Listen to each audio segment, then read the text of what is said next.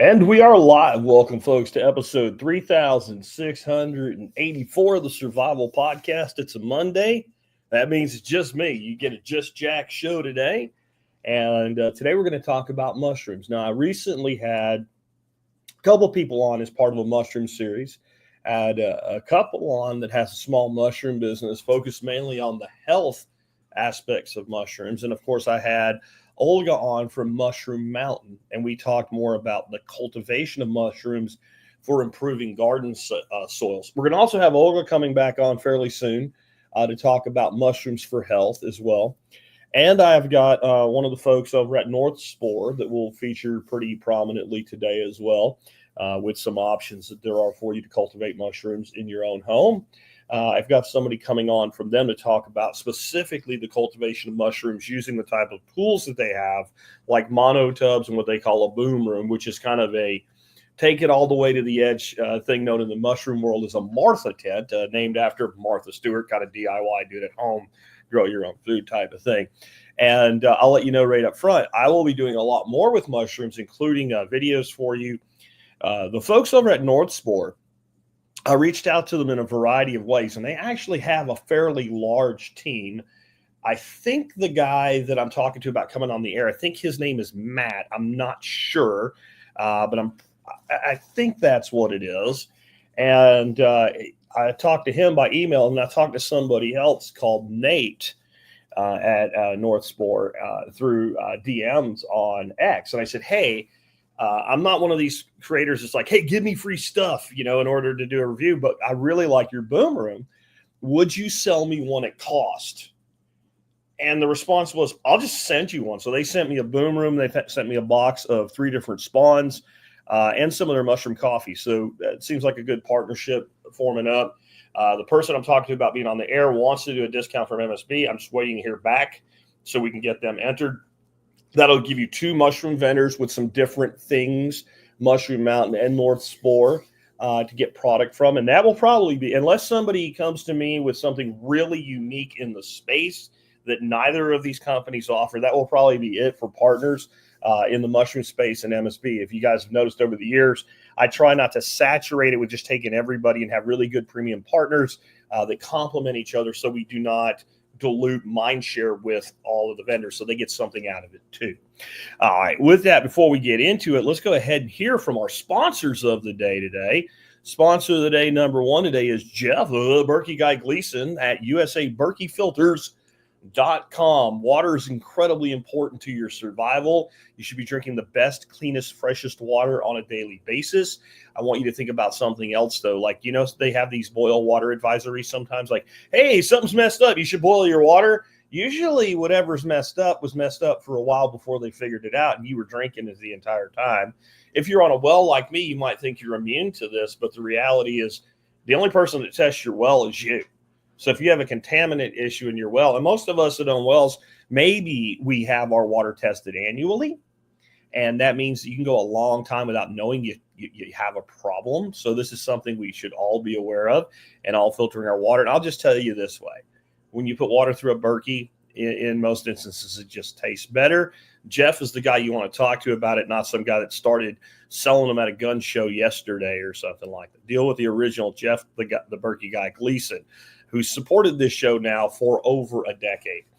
Next up today, Biltong USA. That's Anton's Land of Biltong for you guys. Life's too short for average. Biltong is one of the most delicious, nutritious foods on the planet because it's made with red meat, which is one of the most nutritious and delicious foods on the planet. This is the way that it's been made in South Africa for hundreds of years. Anton is from South Africa. He knows what he's doing. And you also get a discount if you're an MSB member at Biltong USA. And I want you to, when you check out Anton's stuff, I want you to realize he has some other really cool things. Seasoning, some really interesting salts. I have some black pepper he sent me. It's a smoked black pepper. It is freaking amazing. So it's not just the biltong that you'll find there. And then my favorite thing that I get from him isn't actually the biltong, believe it or not, as much as I love it. It's the Drew Wars and the Kalbanazi sausages. Those 2 sausages are just fantastic. I think I'm going to reach out to him going forward and tell him I want to do some change up in the product exchange we have. Get some Calabanazi in there. That is one of my absolute favorite things in the world. Those Calabanazis are just awesome. You should check them out. All right, with that, let's go ahead and get into the main topic of today's show. Again, we're going to be talking about mushrooms, and we're coming at this from a standpoint of self-reliance, self-sufficiency here. And there's just a really huge value to learning the process of mushroom cultivation. And there are people that literally become like amateur mycologists with this.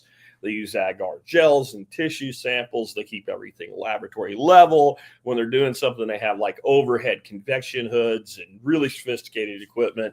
I don't know that I have the time in my life to get that sophisticated with it, but I've already had some really good results just playing around with not only the mushroom spawn blocks that you can buy, but doing some tissue cultivation, I guess is what you'd call it, more off. Just oyster mushrooms are really easy. And I've got some props here for you guys to get an idea about that today. This is a little jar that I showed when I was interviewing the couple that we recently mentioned that we had on about mushrooms for health. And this was made 100% roll your own. This is nothing but coffee grounds and some stems from some pink oyster mushrooms. So I picked up, when we had Olga on, I picked up some pink oyster mushroom kit from Northsport, which is basically a block in a box. I mean, it's really the same thing, honestly. And I followed the instructions, and it fruited beautifully. And I had some gorgeous pink oyster mushrooms. And I took the base of the stem, and I just chopped it up, and I put it in this jar. And then I put a couple tablespoons of clean, pasteurized coffee grounds on top of it. And once it started to colonize, each day I added about another, each day, let me put it there. It wasn't each day. It was every time it fully colonized what was in there, I had about another inch. So I didn't overwhelm the limited amount of mycelium that was there. And as it went, it just kept getting faster and faster to allow it to breathe. I took a step bit and I drilled a small hole, probably about 3/8 of an inch in one of the lids. It's just a standard ball jar for those on the audio only.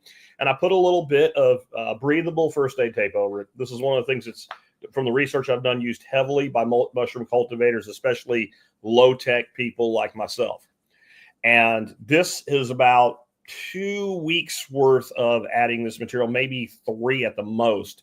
And it's almost fully colonized. So on the outside of the jar, it looks like it is, but if you take the top off, it hasn't quite covered the surface yet. It just broke through the surface today. So my point with showing you this is something that you have likely already. I bet you 90% or more of TSP audience drinks coffee. So you have coffee grinds. The filters are right in here. More about how I do this in a minute. So that was something that I didn't really have to worry about, because I use a AeroPress with little tiny round filters just right in there with it, layered in with it. And but I started with nothing but coffee grinds and a mushroom. I have some other stuff that I've cultivated, like just go to the store and buy blue oyster mushrooms are the most common. And that's resulted in this colony block over here.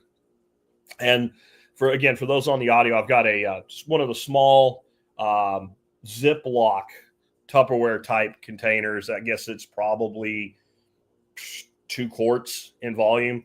And this is a mix of coffee grinds and hardwood pellets. And the hardwood pellets were simply put into a pot, and then I dumped boiling water on top of them to break them down into sawdust. And I mixed them with the coffee grinds and put the blue oyster mushroom stems cut vertically to expose the mycelium that's inside them into here, and did the same layering process. And now I actually took the tape off, and I'm going to see if it'll fruit right through those 3 holes. It may not. I don't know. It's just fun. I've got the process down if I actually want to guarantee for you. I'm trying to see how little I can do. But my point with all of this is, again, using material you already have. So this is one of my bags, and I'm storing coffee grinds in, just a standard zip top bag. And what I do is, since I use an AeroPress, I open the bag as soon as I brew the coffee and push the AeroPress down. The AeroPress is really cool. It makes a little puck, kind of like what comes out of an espresso machine. So that coffee is absolutely sanitized, right? It's just been immersed in boiling water for about 2 minutes. It's probably pretty clean anyway because it went through a roasting process and then was sealed up. By the time it does that, it's good to go. I just take the bag, I open it up, I hold the AeroPress inside it, and you smack the AeroPress and the coffee puck comes off. And I just keep doing that until I have the bag almost full. Once it gets almost full, it gets kind of where when you do that, you can end up with coffee flying all around. So I just stop, and then I end up with these bags of coffee. When I get a few bags of coffee, I make up about an equal amount of wood pellets, and then I build out things like these, or I actually have started to use Ziploc bags to make my own spawn blocks because they're cheap and it's easy to do. And you can either then make more or you can poke holes in them and fruit right out of the bag. It really is that easy. And when you're growing mycelium in these bags, all you do is cut a small patch hole in the bag and put some of that first aid tape over it. Now, this is for oyster mushrooms. And one thing I want you guys to understand about oyster mushrooms, they're incredibly easy to do. They're incredibly fast. They're incredibly aggressive.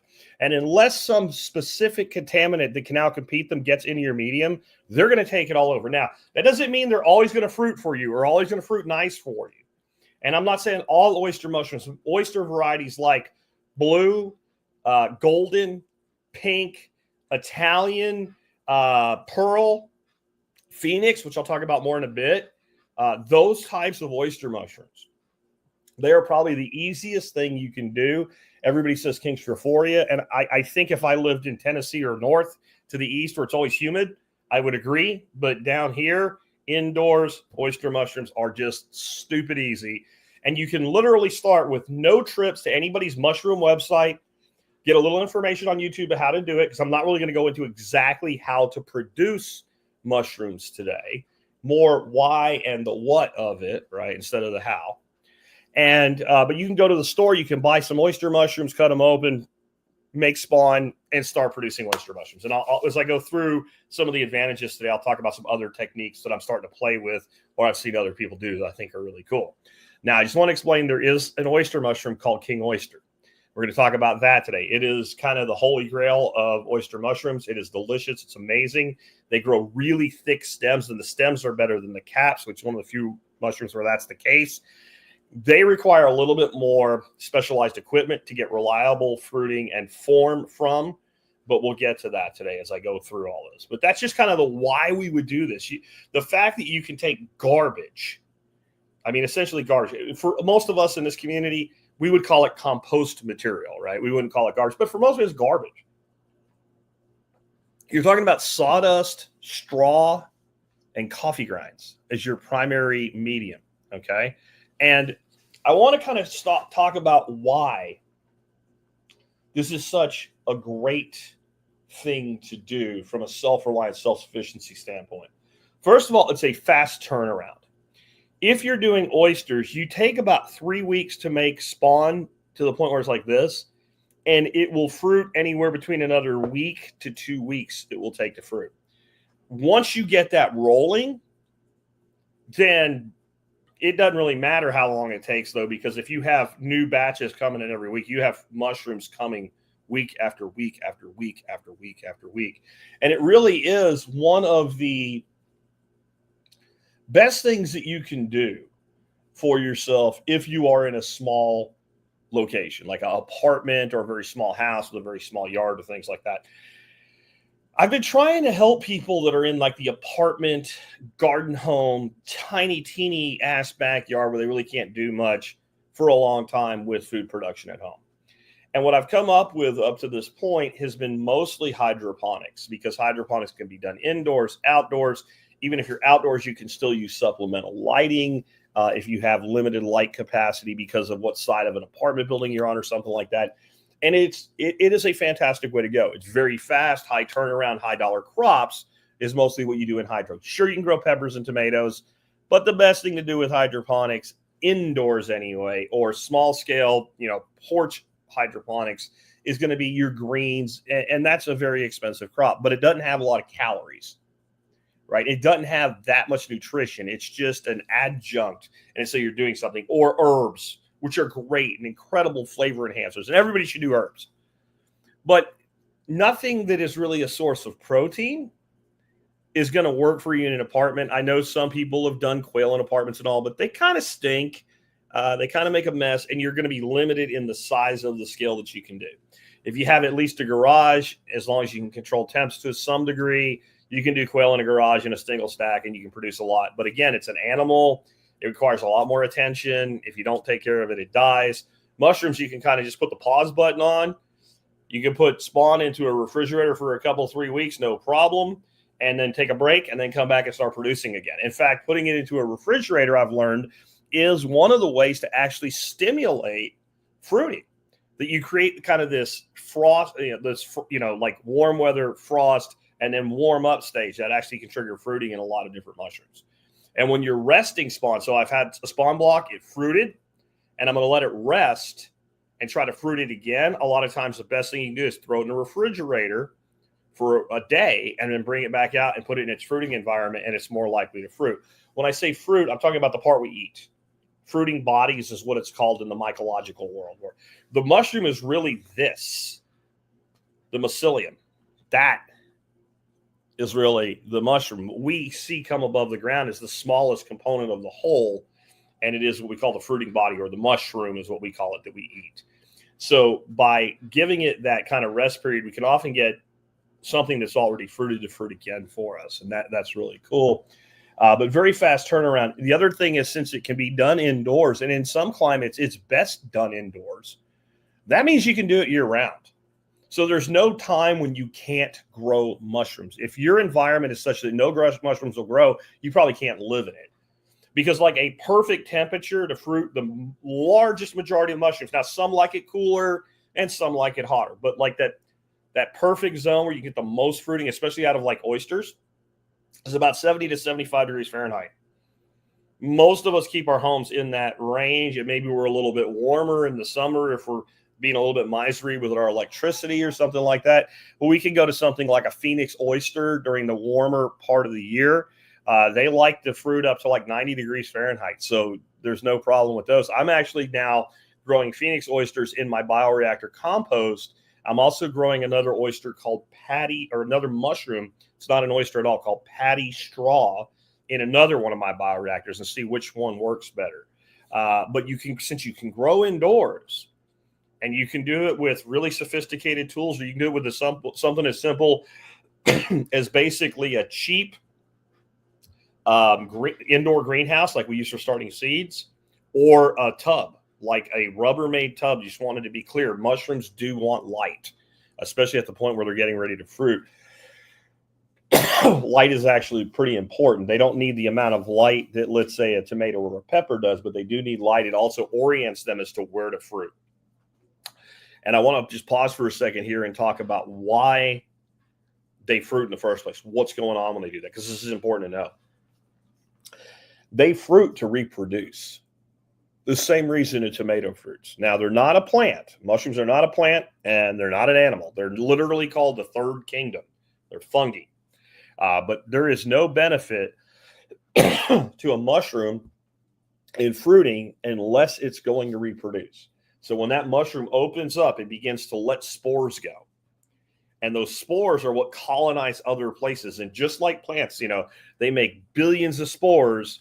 And out of a billion spores, maybe a very small handful actually find a place to reproduce. And that's their strategy. They colonize, they decompose, they fruit, they spread spore, and then they propagate themselves, further. The reason that you need to know this is if you're going to start growing mushrooms at home and you're going to confine your activities to, some stuff like this right here. Hi, you Ken Berry, anyway. And you're doing a little bit of it here and there. It's not that really big of a deal. If you're going to start upscaling, you need some mechanism, either a vent or a filter device, that prevents you from filling your home with spores. A little bit here and there is not a problem. We walk through the woods. There's mushrooms in there. We walk through lots of places in the stores. There's mushrooms. Nobody dies. If you heavily cultivate mushrooms, large amounts over time in a confined area, you can develop something called mushroom lung. And so some of the stuff I'm going to show you in a bit to do this cultivation helps that from becoming a problem in a variety of ways. But the boom room that I'm getting, or I actually just arrived yesterday afternoon, I'm really excited about. It literally has a fan that you vent to a window and it blows the spores outside. I've also seen people take those fans and put a really high grade filter on them, and that blows the spores into the filter, and every so often you change the filter out. But you need to be aware of the fact that these things are looking for a place to colonize, and what they want is warm, wet. That's the kind of mushrooms that are really easy, like warm. You know what's warm? Your lungs. I'm not saying you need to be a freak about this, but if you start upping your production, you need to be thinking about this. All right. Another thing is those low barrier to entry. So I'm going to show you some equipment here in a bit that costs a bit of money. It's not real expensive, but it costs a bit of money. But, how much are things like this? You get 3 of these for like $6 at the grocery store, these containers. The material inside is coffee grounds. They're free if you drink coffee. They're a byproduct, right? And there's a lot of other things we can do. Straw, you can get a giant, bale of straw that will grow tons of mushrooms if you're using that as a substrate for a few bucks, right? You can also use sawdust pellets, which, use for like smokers, grills, cookers. And, a big bag of those is like $12 at Home Depot and Lowe's. By the way, if you have a pellet smoker, pellet grill, anything like that, and you're buying your wood pellets at like the grocery store, stop that. Stop that. Home Depot, Lowe's, other of the big box stores like that, they generally sell a 40-pound bag for the same cost as a 20-pound bag at the grocery store. And you probably don't want to be buying them on Amazon unless you just need to for whatever reason, because even though it might say ships free, that shipping is built into the price. And you get the best deal on like competition level pellets and stuff like that, either at a store that sells grills or at which they also grow to, Home Depot, Lowe's, right? Just saying. So you get one big bag of that and a bunch of coffee grinds, and you can make a year's worth of mushrooms. So you're out almost nothing. And even some of the stuff I'm going to show you, if you want to keep it really simple, I'm going to show you a channel by a guy that uses nothing but Rubbermaid tubs, and they're a few bucks a piece too. And he uses a filter that you can buy that you tape over the holes so they can breathe, 1, to keep contaminants out, but 2, to keep spores in. And so it's really, really easy to do, low barrier to entry, affordable gear. Even the equipment I'm going to show you that seems expensive, when you price mushrooms, and now you give yourself the ability to produce, pounds of mushrooms a week, it pays for itself very, very quickly. So I don't consider stuff expensive if it pays for itself. I don't care if it's $1,000. If it saves me $2,000 in the first year, I got paid $1,000 to buy it. That's the way I look at it. And some of the stuff we're talking about is very, very expensive. Again, grows on waste materials, straw, cardboard, coffee grounds. Again, I'm not going into how too deeply today, but there's people that say, you got to pressure cook it and all kinds of crap. To me, if you're getting into some of the more finicky, fussy stuff, maitake, hen of the woods and stuff like that, you might want to go to that level because you have so much invested in trying to get that to work.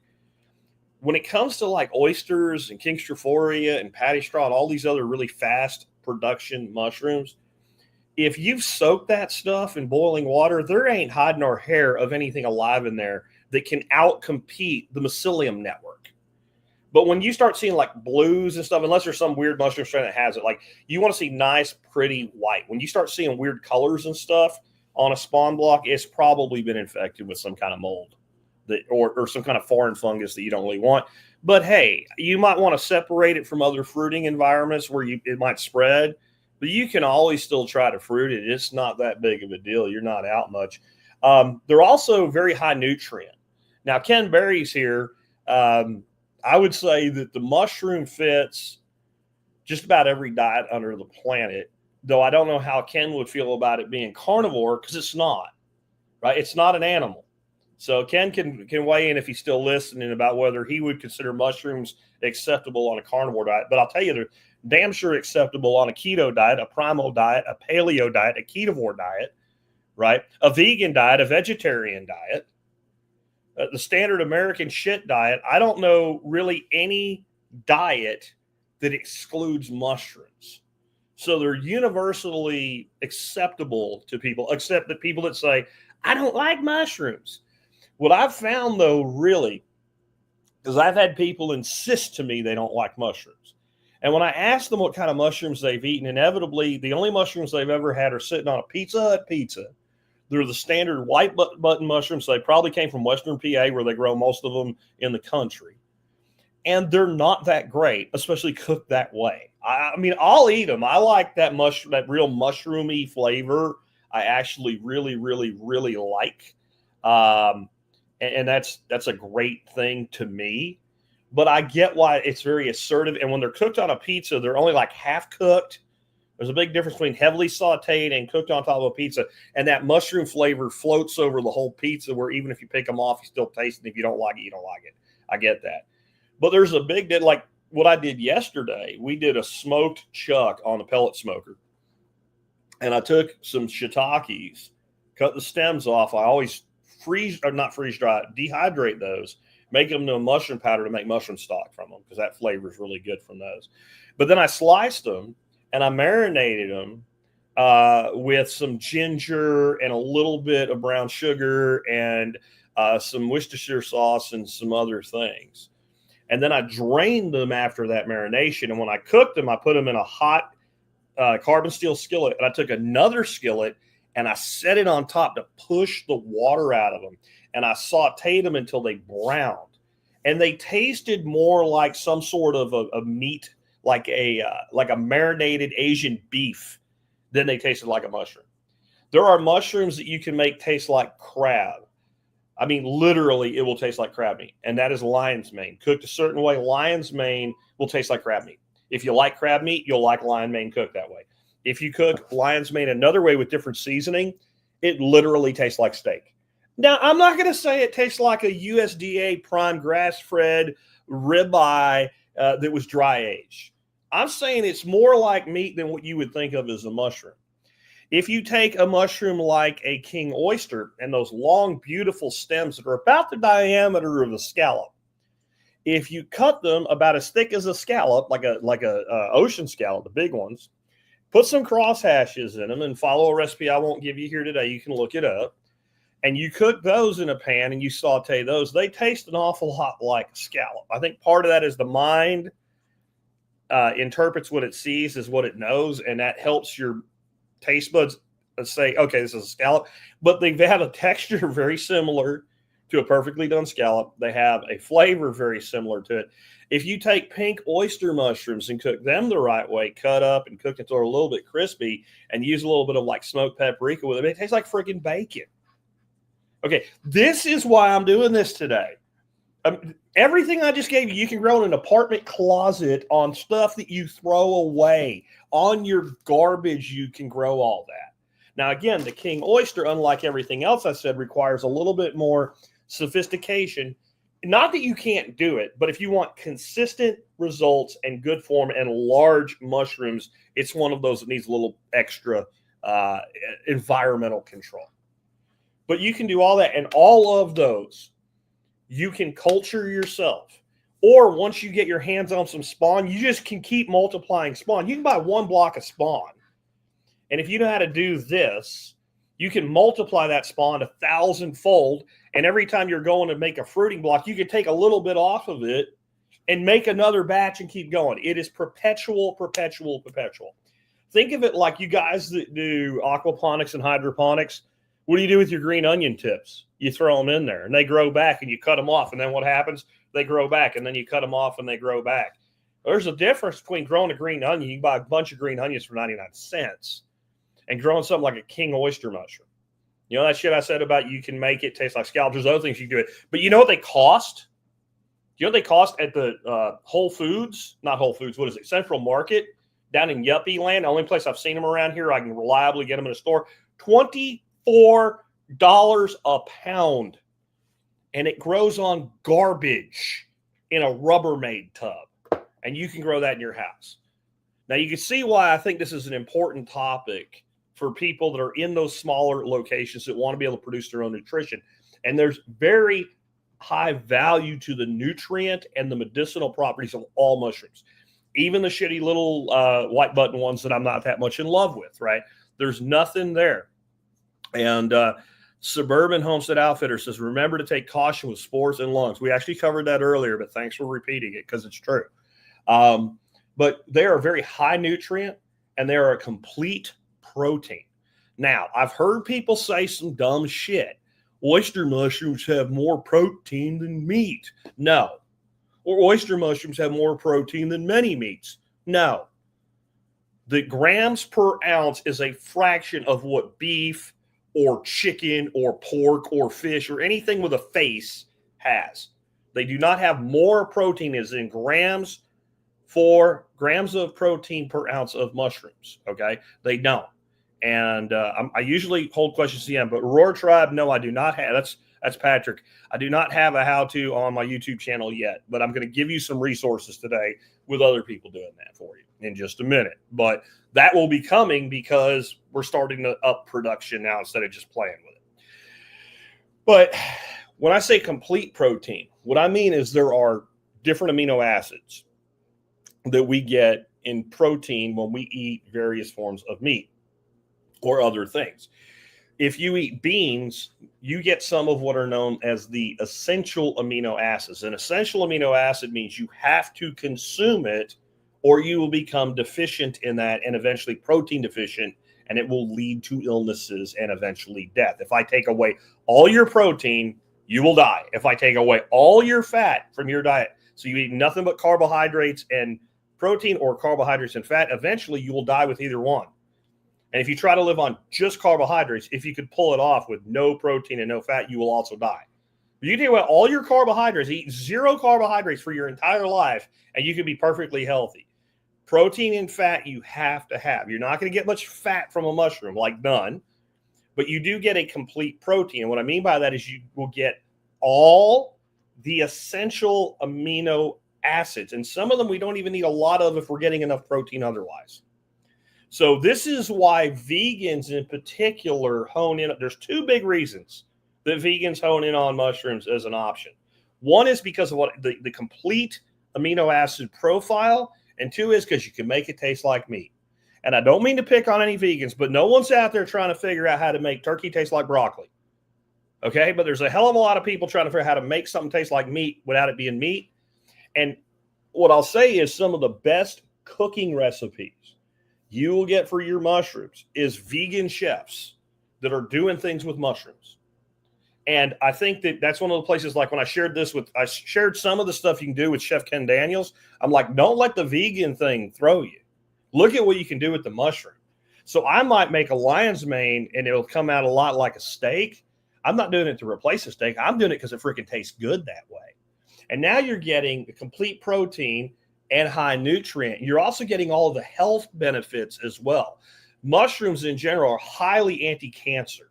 Almost every mushroom has some anti-cancer properties. Some are more targeted toward where they actually improve your energy level. Some your ability to cognitively think. Lion's mane is known as very anti-carcinogenic and also very much enabling people to get through things like brain fog and stuff like that. So the more of this stuff we're putting into our diet, this is why I've been recommending the Sacred 7 mushroom powder for 5 years now. And every single day, a half a teaspoon goes in my first cup of coffee of the day, every single day. And yet settles out a little bit. What I do, you get down to that last little like half ounce, swirl it around and shoot it. Just shoot it down and get it down. It ain't the best thing in the world, that sludge at the bottom. But hey, but all I'm saying is there's an incredible health benefit to this stuff. And you can produce it yourself. The easy propagation from stems for perpetual production should not be overlooked. Now, you can make tissue samples from any mushroom, okay? It's not, something you have to go to school, become like a nuclear physicist to be able to do, or a molecular biologist. But it can get a little bit dicey with doing it right and getting it. And sometimes even pros find a mushroom they really like in the wild and they try to cultivate it and things go wrong, or it will produce mycelium, but they can't get it to fruit. There's some mushrooms that are almost impossible to be farmed. Morels, the person that figures out how to reliably farm morels indoors is going to be worth a freaking fortune. Okay. But when we're talking about mushrooms, especially oysters, when you cut an oyster mushroom's stem and you look, there's a spongy white material inside the stem. It is basically pure mycelium. And you can literally just cut it up and throw it into substrate. If you wanted to do it the right way, what you do is you cut that stem, and then whatever you're cutting it with, you want to make sure it's sterilized. And you can do that with alcohol. I have one of those little like creme brulee butane flame torches. I just flame anything that I want sterile. Like even when I'm pruning trees and I might have like some blight on one tree and I want to spread it to the other, I just carry that in my pocket and I just hit the clippers with it as I move from tree to tree to sanitize. So you do that, you cut it down the middle, and then you use like a razor, like an X-Acto knife or like a scalpel, and cut out and pull out just the center because it's been protected by the outer sheath and it's not going to be infected with anything.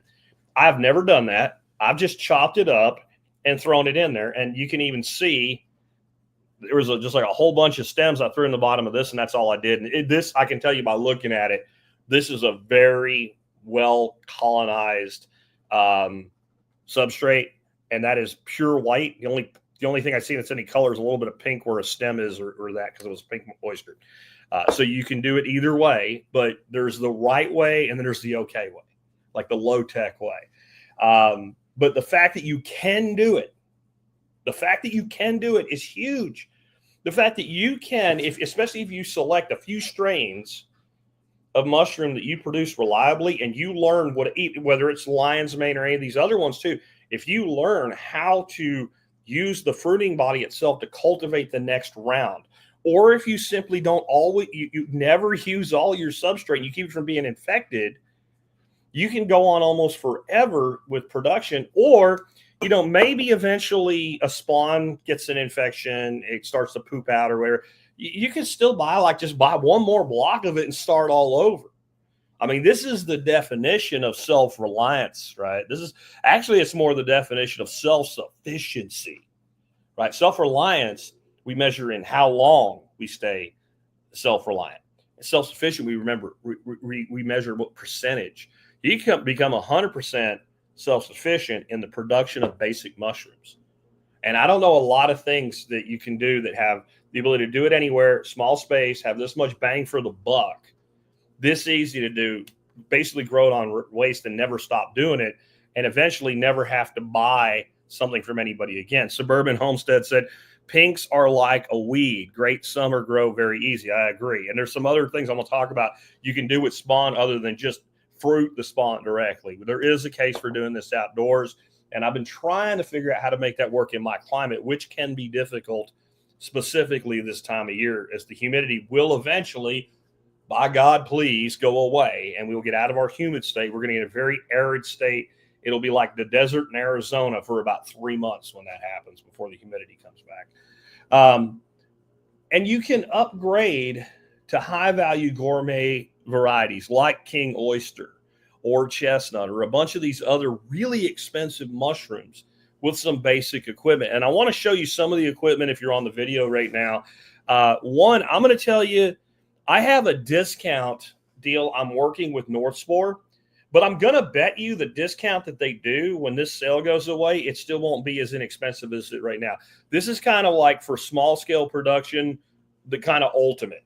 This is like an entry level for small commercial scale if you want it to be. It's called the Boom Room 2 automated Martha tent mushroom grow system. So it's 5 shelves to fruit mushrooms on. You can fit probably 6 blocks per shelf.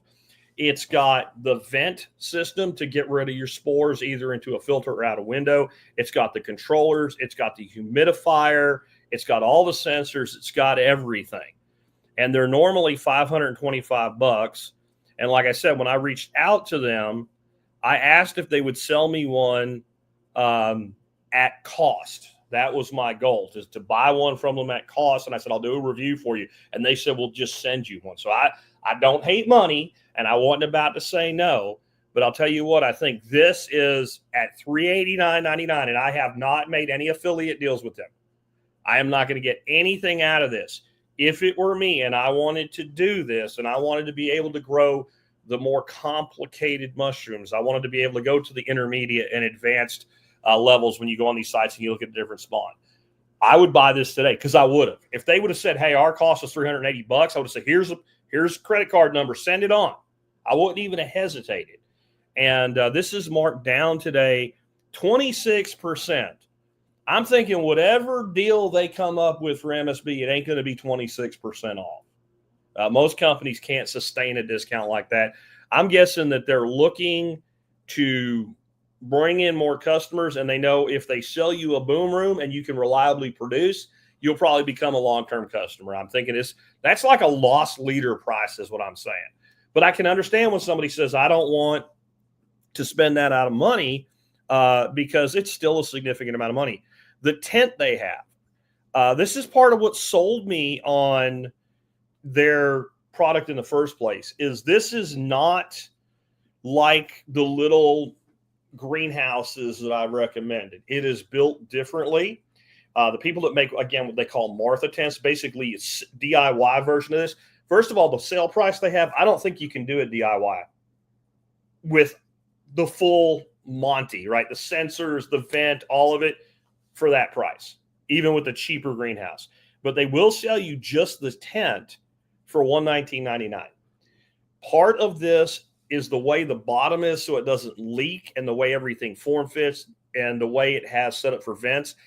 And my gut is, now I've not seen anybody do this, and I'm not saying you can. I'm saying my gut is, with a little bit of redneck engineering, I don't see why if you had one of these and you wanted to expand your production, you couldn't basically make one set of control systems work for both of them. I bet it could be done. I don't know it can be done, but I'm betting it can be done, that it could be modular. And when we get, I think his name's Matt. Sorry, dude, if I got your name wrong, but that's what I think his name is. If I get him on the air, we'll ask him about, can you kind of daisy chain some of these things together? Now, let's say you don't want to spend that much money and you want a more complete system. They have these things that they call boomer bins, and I don't think it has anything to do with the boomer generation. They call them boom because boom, there's mushrooms, right? And they have these various different bins. Now, one of the things I want to warn you about, I've looked at this market heavily. There's a lot of people selling tubs to grow mushrooms in, and most of them are itty bitty, and you'd be lucky to fit one block in there and have room for the fruiting body. So I would really stay away from those. I would fabricate your own before I would buy some cheap ass little piece of shit. These things, if you just want the tub, they sell the tubs for like $80, and that's with a block to fruit, that's with material, that's with filters, that's with everything, $82. They have one that's automated, basically a mini version of the boom room for $189, and you could grow a lot of freaking mushrooms in that. And there's a bunch of different varieties, and they have amazing customer support. Again, I'm not selling for this company because they didn't pay me to. But you can even get the basic tub with the filters for $45, and you can also buy from North Spore their filters, and you can buy from other suppliers filters to make your own. And with that, I want to kind of show you. I'm not going to play this guy's video because for the audio people, it would just be a mess. You can see this dude here on YouTube, and he is called Fun Guy Fruits, FUNGUY-FRUITS, Fun Guy Fruits. He uses these tubs, and he grows in substrate that's just straight in the bottom of the tub, no bags whatsoever, and he calls it the no-touch mono tub. No fan, no mist, set it up, keep the environment. Now, he does have temperature controls and some other things. You can watch the video. I have links to all this in the video notes today. But basically, once it sets in the rack, don't touch it until it fruits. Everything stays closed. It stays moist enough just by doing that, and you can make it this dead simple. And these tubs like this, what are they, $10 at Lowe's? I call it Lowe's Depot. That way I don't have to explain to my wife which one I'm going to. Where are you going, Lowe's Depot? Well, which one is it? Lowe's Depot, because I don't know yet. It all depends on all the other shit I have to do, which one's going to be easier to get in and out of the parking lot. Right? So I just call it Lowe's Depot. Now, Amy B is saying a 5-gallon bucket for the substrate with some 1-inch holes for fruiting bodies to grow outside the bucket will work really well. I agree if you have the right environment and the right mushroom at the same time. You're not going to do that very well here, but we're going to work on it. We're going to work on trying to figure something. Like, I didn't know the last time I tried that about something called the Phoenix oyster that likes to fruit at 90 degrees. I didn't know that you could grow patty straws, and they like to fruit at 100 freaking degrees, and I got 3 months of that shit. So we'll see, right? But for indoors, that right there, and again, what you can see he did is he put a hole, and he said those are 2-inch filters. He put a 1-inch hole in the tub, 2-inch filter over it. This is to do two things. One is to reduce the amount of contaminants that can get in, and two, to reduce the amount of spores that will come out. So exactly how well that works, I don't know, but you can take a look at this dude's channel. Again, Fun Guy Fruits, F-U-N, Fun Guy, clever dude, playing with fungi. And if you want to go as cheap as possible, his method is probably for you. So you have the ability to do, like, literally, I have fruited stuff like this sitting on a shelf and just put a piece of plastic bag with some holes in it so it can breathe over it and mist it every day. And I've been able to fruit with these just out of those little holes right there. I'm trying to see if this one, and this is blue oyster spawn from a store-bought mushroom. And I'm trying to see if this will fruit with no help at all, just sitting on the shelf, and I just mist the top once a day. And we'll see. And if it doesn't, then I have this block of spawn that I'll go put somewhere outside, and it'll colonize. And it'll be useful for that. There's all kinds of comments coming in here. Pinks love heat. Yellows aren't bad in heat either. Good to know, Suburban Homestead. Thank you. That's why I'm going to do another thing too. I've started to notice that I do have mushrooms here. Just none of them are really the ones you want to eat. I've got, I can't think of what they're called now, but basically they're a false something, and they have a blue spore print. And they won't kill you, but they'll make you puke your absolute guts out. I have Destroying Angel, which is one of the most dangerous mushrooms in the world that will kill the shit out of you. You literally shouldn't even touch them and then touch your mouth before you wash your hands. That might be going a little bit far, but I mean, literally, they are one of the most deadly substances on the planet. But I've also found some other ones that are edible, but they're like, yeah, you can eat it, but you probably don't want to. They're not that great. But what I'm going to start doing is inoculating the areas that are producing their own fungi already, because I know it's a fungi-conducive environment. Some other things that I've seen by following Mushroom Mountain and North Spore on like Facebook and X and all, is that there's people doing some pretty creative things. One of the things people are doing, they're buying a fruiting block, like a 5-pound block of inoculated spawn of whatever mushroom they want to grow. They bury the whole block in their garden. They dig a hole, stick it in the hole, and just barely cover it over. And then the mycelium network then goes crazy in the soil and the mulch and everything, but it also fruits right out of the block. Well, for those that are not on, this is like a pint jar, or it's a half pint jar, I guess, wide mouth jar. These fruiting blocks, I guess, fruiting cylinders, they'll pop right out. They're about the size of a start plant. You could take one block of spawn and make 200 of these, and plunk them in between all your plants with something like King Strophoria in your garden. I'm just saying, there's a lot of other ways to do this. I've seen people do it with laundry baskets with all the holes in them, and they fill it with pasteurized straw, and they layer it with oyster mushrooms, and the whole damn thing fruits. And go to the store, and even something that's easy to produce like an oyster mushroom. Look at the cost. I paid $4.97 for 3.5 ounces of blue oyster mushroom that you can grow in a tub like this with a stem. Start thinking about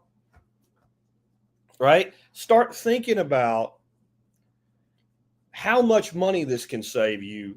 And if you're like, well, it really doesn't save me money because I don't eat mushrooms. But if you were eating mushrooms, you wouldn't be eating other things. And you might be eating some of higher quality you can produce for yourself. The other thing is, when it's all said and done, and you fruited it, and it says, I'm tired, boss. I quit. I'm done. This is some of the best compost in the world for your gardens, your potted plants, everything. And if you're fixed up on compost and you don't need it, I guarantee you, if you're producing, let's say, 10 of those a month, you know someone in your life that gardens that would kill to have this given to them, so that they can use it in their compost in their gardens. it may actually go endemic on your property and start producing outdoors for you, or it's just simply great compost or some variation thereof. You're moving toward the fungal dominance in your garden with the material, even if it's other fungi that really take over and benefit from it. So it's a fantastic end product, end byproduct, I guess. After you've done everything you can with it, eventually you just have good compost. And who the hell doesn't want more good compost? And like I said, if you're that guy that would be doing this in your apartment, you got your little apartment porch garden outside growing your herbs and stuff, and you're like, I ain't got no more room. I promise you someone wants it. You've got something of value that to you is garbage. B. Hendricks, and this people keep saying this, oyster mushrooms mycelium decimates the nematodes in your compost garden. It also kills the bad nematodes too, by the way. Everything in nature kills something else. Everything in nature lives off the death of something else. And that's okay. Now, if you are really trying to up a beneficial nematode population, you probably don't want to use oysters in your garden. That's something I learned this year myself. So the oyster mushroom spawn isn't going anywhere near my garden. And in the future, I won't use it in compost anymore. That's why I've started working with patty straw in my compost. And I think that's going to be one of the better mushrooms, King Strophoria and patty straw. And then Crystal says you can always buy new good nematodes. They'll come back. They'll come back. And what the last guy had on about shrooms said, yes, if you use oysters in like a compost and it wipes out your nematodes. But, since I take a year to make compost, it's kind of done its thing and it's done and it poops out. And the diversity will actually be higher after that cycle's run through than if it had never happened. So we all have to make decisions like that for ourselves. But I'm not going to be using oysters in the garden or the compost directly anymore. That doesn't mean that I wouldn't take oyster mushroom spawn and crumble it into a potted plant. Or once that spawn is fully done, that I might not use it anyway as a compostable. Like dump it all into my pit and then the ducks work it over and everything else. And then it goes into the bioreactor next year. At that point, I'm not worried about it doing anything to a nematode. But there's actually a lot of mushrooms kill certain soil organisms. And most of them kill soil organisms that you don't want. King Strophoria kills quite a bit of stuff. It's just not something I've seen people grow indoors much at all. But that's probably because it does so well outdoors. That's something I might play with indoors too, because I get unreliable outdoor fruiting. But I'm thinking about some timing ways I can change that and maybe be a little bit more successful with it. Again, the versatile flavors mimic meats and convert skeptics. I look at mushrooms when people say I don't like mushrooms a lot like I look at beer when somebody tells me they don't like beer. How many beers have you had? Well, I don't like it, so not a lot. No, I mean, how many varieties? When anybody tells me they don't like something and it's not a one-off thing, like it's something with lots of variety and lots of methods of preparation. I mentioned one way that I do shiitakes. Here's another way I do simple way I do shiitakes. Again, cut the stems off, slice the tops, and then saute them really hard. Hit them with a couple ounces of bourbon. Flame off the bourbon, burn off the alcohol. And at that point, drop in finely sliced shallots and saute those. And don't worry about overcooking mushrooms. You can cook the hell out of mushrooms, especially shiitakes. So you bring those in, and then at the very end, big lob of butter and cook the butter till it just starts to brown and gets that nuttiness. I've put that in front of people who swore to God they didn't like mushrooms, and they do that shit. You tell somebody just try it, and they act like they're 4 years old, and they take the knife and they cut the little piece of mushroom smaller. Good Lord. The thing is, you can trick yourself into not liking something, being that obstinate, but everybody who's at least stuck it in their mouth and ate it and tried it went, you know what? That's pretty freaking good. That doesn't taste like a mushroom at all. Actually, that's what a good mushroom tastes like. And again, things like hen of the woods, chicken of the woods, king oyster, lion's mane, these things can have these incredible flavors and textures if they're just prepared right. And the biggest thing is not being afraid to overcook them. Cook them really good, push that moisture out of them. And maybe I'll do a show on cooking mushrooms in the future. They are great for your physical health. Obviously, we've talked about that already. But cultivation of mushrooms, I believe, is good for your mental health, especially the person that can't have a garden or doesn't have much of a garden. Or you have that really long period where you don't garden because you live up north where it freezes, and when the seed packet says when the ground can be worked, it actually means something to you. Because when I read that down here, I'm like, I can work the ground any damn day of the year except the extreme cold, rare event like we had 4 years ago. Like I can go out there in the middle of January and we still work the ground and the plants will still die and not grow because it's too cold. But if you live where, when you read that, you're like, oh, I get it. That's going to be the end of March, beginning of April before I can put a shovel in the ground reliably because it's going to be freaking frozen. Then this is something you can be doing during that down period.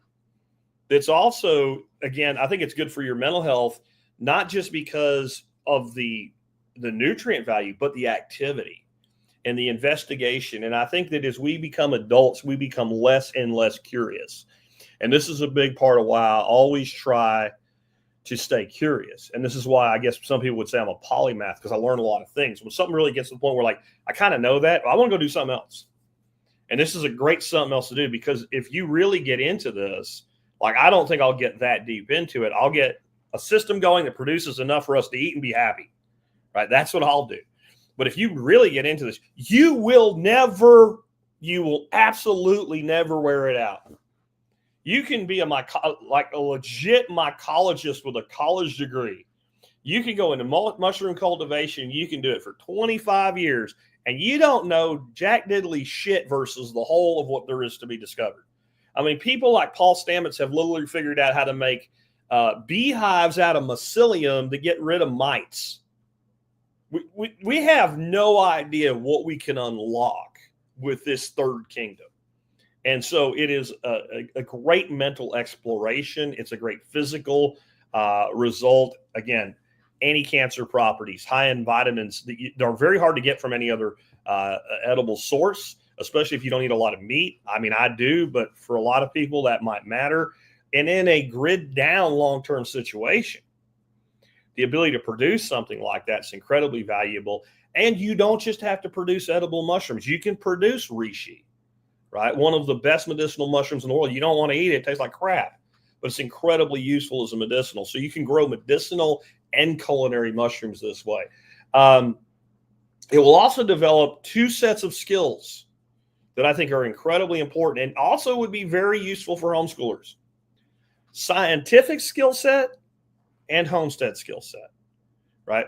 And when I say homestead skill set, that's pretty broad because that's cultivation, that's making compost, that's cooking, I got more mushrooms than I can use and they only have a storage life this long. That's dehydration, that's freeze drying, that's canning, that's other activities that I'm going to hold off on. But like, if you have more than you need of something, you know what you can do. You can trade it for something you don't have that you do need, or money, which will buy what you need later, right? So it has this whole plethora of skill set development that, again, you can take as far as you want.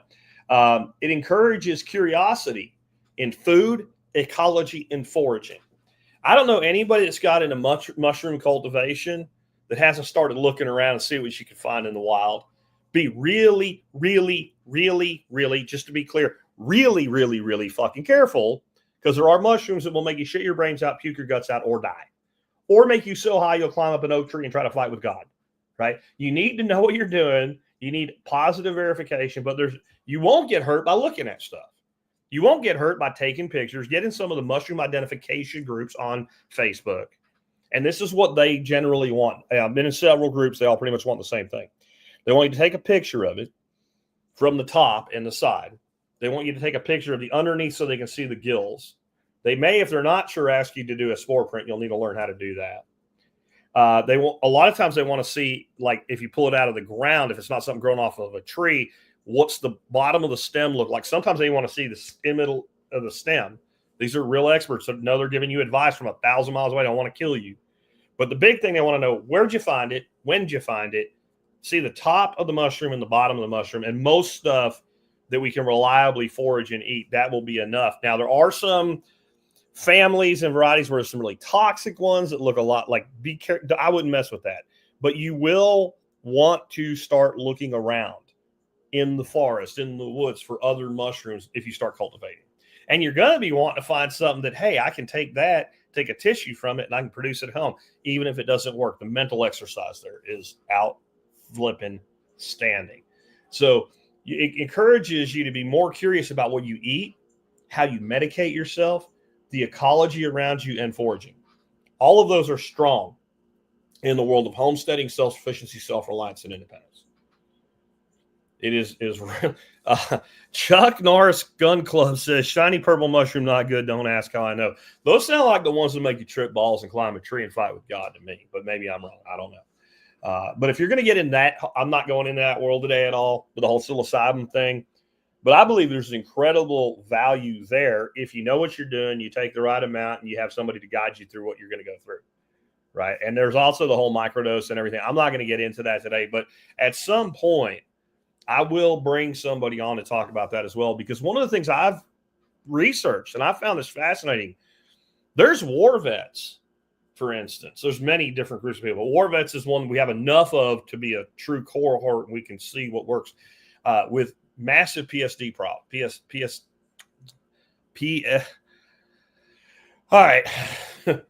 Stress problems. And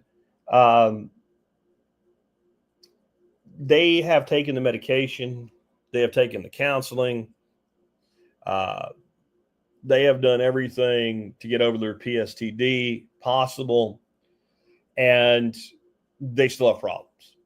And some of them, under a guided situation, take a large amount of hallucinogenic mushrooms and go through that.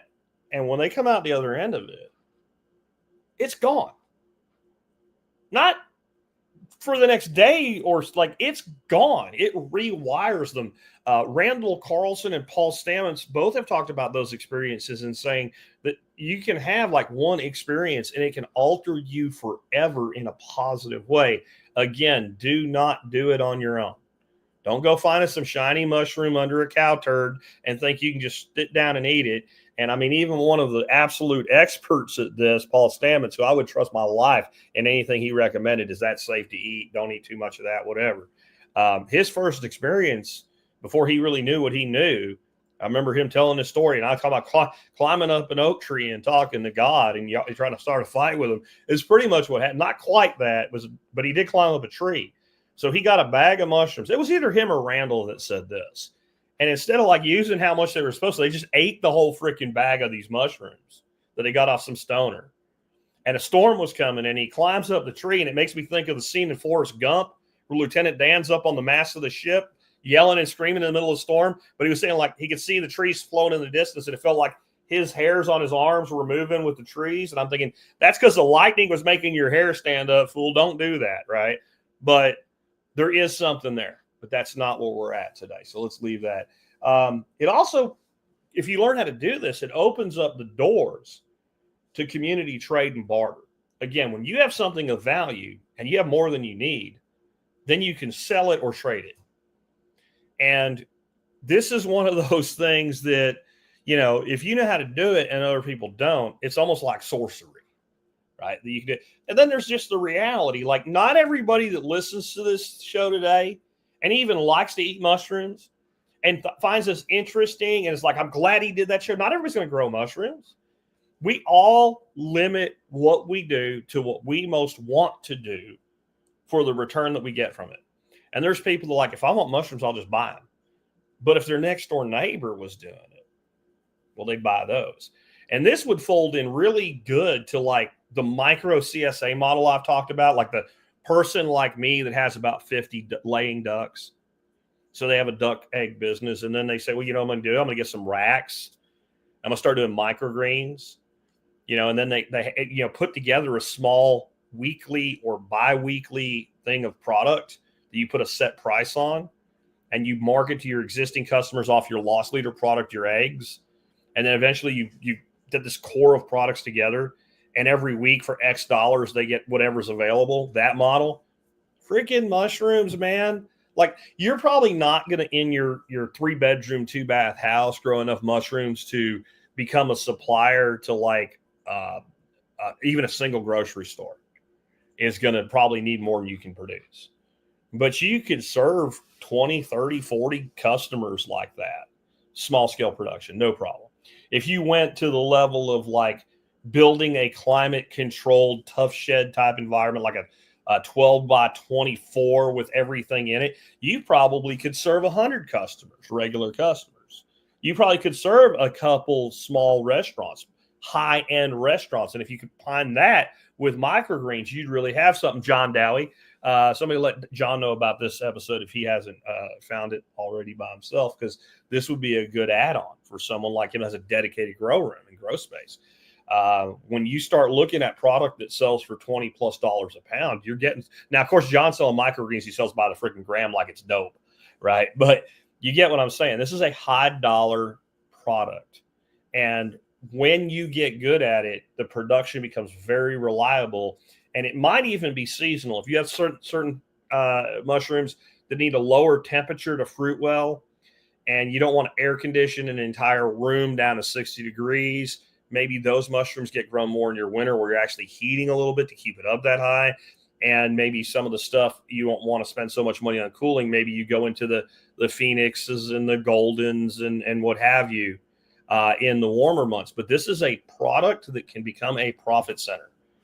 And you might also find yourself setting people up to fruit their own mushrooms and providing fruiting blocks to them. You know, you could maybe make that part of your thing. If you set somebody up with a monotub system, and, you know, once a month with the product they're buying from you, you add in a fruiting block. That's something else you can do because it's easy to make them. And it's easy to buy one, like 1 5-pound fruiting block that'll cost you about $28. You can make 100 fruiting blocks. The only cost is the material in the blocks. It really is the kind of thing that you can do. I said, Chuck Norris Gun Club says, I know you can sell a square foot of wheatgrass in New York City for $10.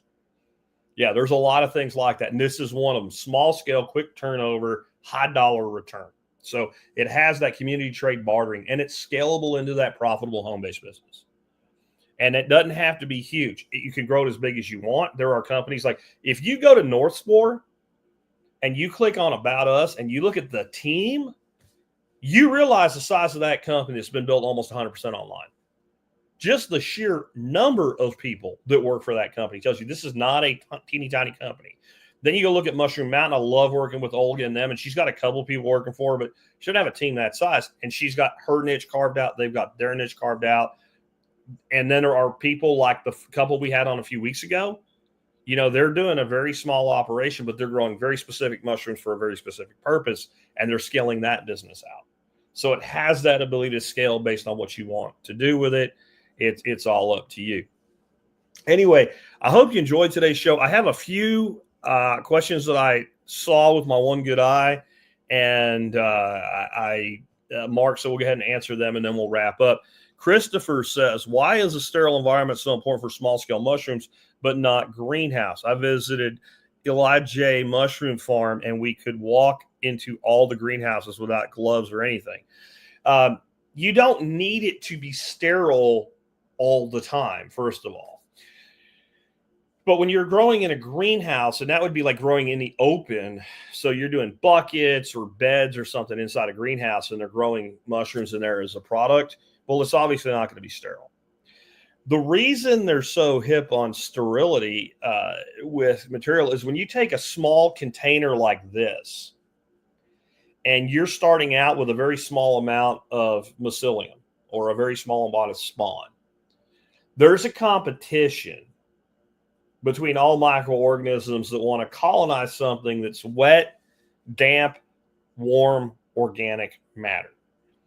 And think about how fast, if you spray water on a piece of bread and keep it wet on your countertop, it'll start turning all different colors with mold. So when you go into these smaller environments, you have actually a higher risk of contamination while you're in that culture stage. Now, I've done mushrooms outdoors to get a block of mushroom, 5-pound block of mushroom spawn, and fill a wheelbarrow with wood chips and soak it down with a hose and just mix the spawn into it and throw it out on a garden bed and get Kingstrophoria popping up 6 months later. It doesn't have to be sterile all the time, but it depends on what you're doing.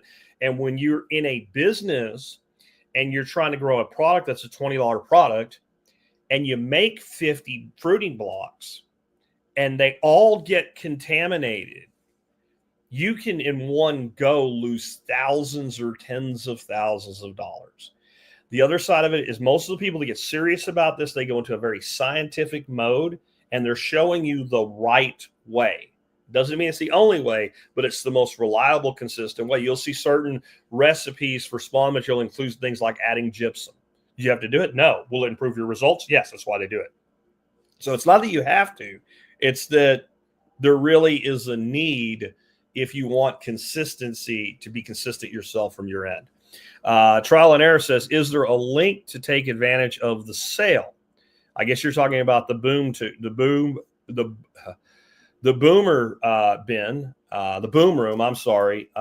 Yes, I have links in the video or the audio notes for you, but I have no problem right now going. I'm getting it for you. Just give me a second here.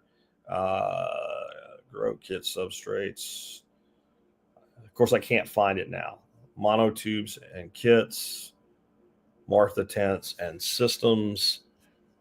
And I will get this link and I'll put it in the auto chat for you, or the live stream chat right now. There you go. And I don't know if you can link to it, but if you just go to northspore.com, and when you're at Northspore, why don't I just show it? You go in the shop. Let me get it up on the screen. So when you're at the main Northspore website, go to shop, and then down here you'll see grow chambers and monotubs and kits. Martha tents and systems is the one where you'll definitely find the boom room too, or just use their search box and search for one word, boom room, and you will find it. And again, it's on sale. Normally $525. It's on sale for $389. I don't think you can buy these components, even if you get them somewhere else, and build this for that price. I really don't. I think it's one of the best prices out there. Again, I am working on getting a discount going with them. But if I wanted one of those, I wouldn't wait for my discount. I don't think it's going to matter that you do. And because usually when somebody puts something on sale and they're a discount vendor, you can't stack the discount with the sale. Sometimes you can when it's like a small sale but when you have something discounted at 20%, I mean, I've even had vendors email me and say, hey, man, we got a sale coming up. I just had one, right? We want you to know your people can't stack the code, right? We can't. One of the things I really want people to understand, I don't beat these people up for discounts. I do say you should do something good enough to attract business or it's not worth doing, okay? I do have people that come to me and say, we want you to be an affiliate for us and we'll give you X% of every sale. And I say, wait a minute, I like your product and I don't hate money, but I also love my members because they pay for my life. So why don't you take that percentage and do a discount for that percentage to my customers? And then sometimes I get pushback and what have you from people that don't really understand it. Like I say, private members only website. But what if it gets out? First of all, you should be making money. You should not be losing money on this. But if you have a problem, we'll just change the code. I've never had anybody have to change code other than their code expired. All the fear that every vendor has ever had, oh my God, all my customers, no, it never happens. It's never happened once. There's companies that I got tired of dealing with their crap about it and told them I don't need you. I'll find somebody else. Real quick, this isn't a question, but Anarchy says, thanks for a cool pro mycology forum today, Jack. Thank you for the 777 super chat. I really appreciate that. Bama Boat says Lion's Mane makes really good jerky. I've never tried that. I'd be open to it. I don't know if I want to wait that long to eat it, but because it's pretty damn good just cooked, and it's an impossible to find mushroom around here. I have never seen one. I've never heard of anybody finding one. It's really not the environment for them to grow, but they're easy to produce. They're actually a beginner's mushroom, a beginner to kind of moderate intermediate mushroom with just a little like lion's mane. One of those tubs I showed you on that dude's channel without all the sophistication, just closed up, humidity, filters, you grow lion's mane, especially in normal room temperature. And one thing I wanted to point out, like I said with the oysters, there's different strains and they have different preferable fruiting temperatures. Lion's mane's another one like that. There's many strains of lion's mane, and most mushrooms have multiple strains. So if you're like, I can't do it or whatever, because X, Y, and Z, man, you can. Just look at the different varieties. And like Mushroom Mountain's our existing partner, Northspore, who's going to be a partner. They also on their websites under shop, like your different mushrooms, they even have them sorted by kind of beginner, intermediate, and advanced. And the beginner stuff is all really easy. Amy B, real quick, thank you for the $20 super chat. You says for gas money. Indeed, it shall be used as such because we always need gas money. And Roartron says we found a lion's mane last fall. It was so good, our first find in the wild. Yeah, I am envious that most of the country lives where mushrooms grow easily. This is something I guess I never really got into as far as producing them because there's a little bit of spitefulness in me about having to. I grew up, as many of y'all know, as a teenager anyway, in north central Pennsylvania. And with that, there's mushrooms in the spring, there's mushrooms in the summer, and there's mushrooms in the fall. And there's just different mushrooms that are available different times of year. Your matakis, your hen of the woods, they're showing up near oak trees associated with oak roots in the fall. I mean, I've literally had times my uncle and I were out bow hunting and, oh shit, there's a hen of the woods. Well, I'll throw that in the bag. Wait, there's another one. Like we filled up half a pickup truck. We didn't even hunt that day. It's like, oh shit, there's expensive $high mushrooms everywhere. Like just picking them up. Chicken of the woods is a primo mushroom, right? It's the orange. It kind of looks a little bit like maitake, but it's got bigger lobes. They're beautiful orange mushroom. They're highly sought after, highly priced. I literally considered them a second tier mushroom. I mean, I literally considered them second because they were so easy to find. Right? It was much harder to find a maitake than a cow, right? Maitake is a chicken, hen of the woods, and the cow is chicken of the woods, COW. Puffballs everywhere, spongies everywhere, inky tops everywhere. Like it was so blooming easy to forage mushrooms, and ones that were like very easy to identify. I don't know, like this one, it could be this or that. I'm just not going to touch it, but like these certain ones, you just like, I know what that is. I know what that is. I know what that is. And the only time you couldn't forage mushrooms was the legit winter. And then when I moved here, everything changed. And it's just been a little like, why do I have to do all this fussy crap? But as I started playing with it, it's not fussy. It's not hard. It's easy. I've got pinks fruiting on my shelf next to my plants right now behind the camera. It's really easy to do. And golden oysters are really easy and delicious as well. That's another one to look at. Anyway, guys, I appreciate you tuning in today. As we wrap up, let me remind you about a couple other ways you can help support me and the show. One is by buying my book, Laws of Life, Ditch the System, Design Your Life.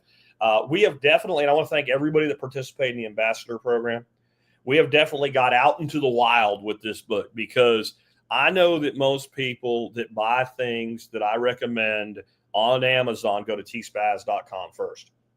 In that first week, the number of orders for the book and the Kindle version and the number of orders that I could see in my affiliate sales as a T-Spaz link and the number of orders I could see on the KDP side where you actually see your book sales were almost the same. Now, I'm going to say less than half of my orders are going through T-Spaz. They're just buying the book off Amazon. That's exactly what I wanted to happen. So thank you for helping make that happen. I did correct the errors in the book. I don't know when the non-error books will stop shipping. I thought it would be immediate because they're supposed to be print on demand. But I ordered 5 author price copies last week. They got here like 2 weeks ago. I guess I ordered them after I made the change and after the change took, at least it did on the site. And when the box came on Saturday, they all were the old error, improper typeset version that has to fix itself sooner or later. But man, I'm going to tell you again, this book is going to keep selling. It's going to sell tens of thousands of copies. We can tell just because even after the big surge went away, we're still selling between 30 and 50 copies a day. And most of it not to this audience. So If you have one with the arrows in it, you really do have a collector's edition of the book. But if you haven't picked one up yet, go ahead and pick it up. And I'm going to order one copy every week until it comes corrected, and then I can absolutely verify that it's corrected. It said it was, but Amazon is I guess it's an art, not a science. Next up today, mentioning T-Spaz, and you always help us out when you shop there. The Meter Block Smart Meat Thermometer set, the 4 probe set, is on sale again today for about $160. This is one of the best cooking tools you will get your hands on. 4 individual probes. They each go into your meat. You can run all of your temperatures on a free app you put on your phone. You can network it into your network, not just Bluetooth. And that means you can be across your property and you can still see what's going on with your cooks. You can set alarms. It is fantastic. It has one limitation, one true limitation. The probes are relatively thick. This is not for fast cooking that half-inch steak or pork chop. This is your roast, your turkey, your chicken, or your big, thick, like 1.25 inch steaks, chops, etc.